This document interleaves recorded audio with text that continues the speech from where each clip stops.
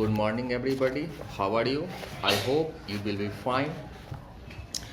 Dear student, today we will discuss a new topic, the conservation of water resource. So, let us start. The term conservation refers to efficient utilization beside the protection, resource, improvement and the preservation. आप यहाँ पे conservation का अर्थ समझें। जैसे आप समझते होंगे कि कंजर्वेशन का अर्थ संरक्षण होती है, तो संरक्षण में क्या, संरक्षण में एक नहीं दो तीन टर्म जुड़ते हैं। पहला होता है कि आप उसका यूटिलाइजेशन करें तो आप दिमाग से करें, इसके अलावा उसको सुरक्षा प्रदान करें और हो सके तो जो आपके पास रिसोर्स है उसकी वृद्धि भी करें, मतलब उसमें इम्प्रूवमेंट भी करें। इन तीनों टर्म को मिलाकर ही हम लोग कहते हैं कि इसको कंजर्वेशन कहा जाता है। अब फिर से इसको समझिए। The term conservation refer to efficient utilisation beside protection, resource improvement and the preservation. That mean the conservation. The water conservation focus on the several issues like the improvement of the vegetation cover to improve underground water.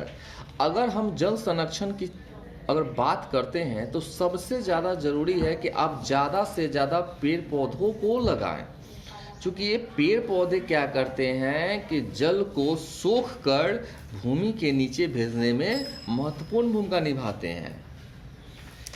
The water resource, rainwater harvesting, both of storage and the saving wasteful surface runoff.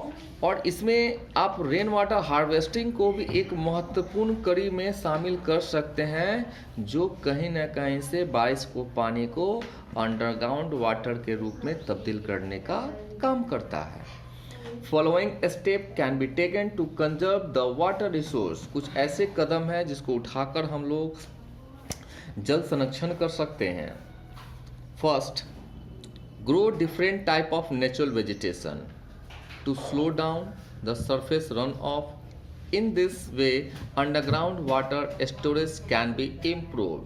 अब सबसे पहला काम करें कि आप ज़्यादा से ज़्यादा वेजिटेशन को लगाएं, क्योंकि जितना ज़्यादा पेड़ पौधे लगेंगे उतना ज़्यादा पानी का बहाव कम होगा और जितना पानी स्टे करेगा उतना ज़्यादा वो ज़मीन के नीचे हो जाएगा। Second point, impound water resource by making check dam. हमेशा आप अपने डैम को चेक करते रहें, क्या उसकी पानी की स्थिति क्या है।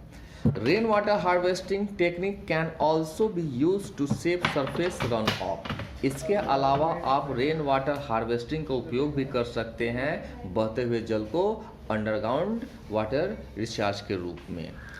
Fourth point, adequate amount of the water should be use in the irrigation process. Canal lining should be use to control water seepage.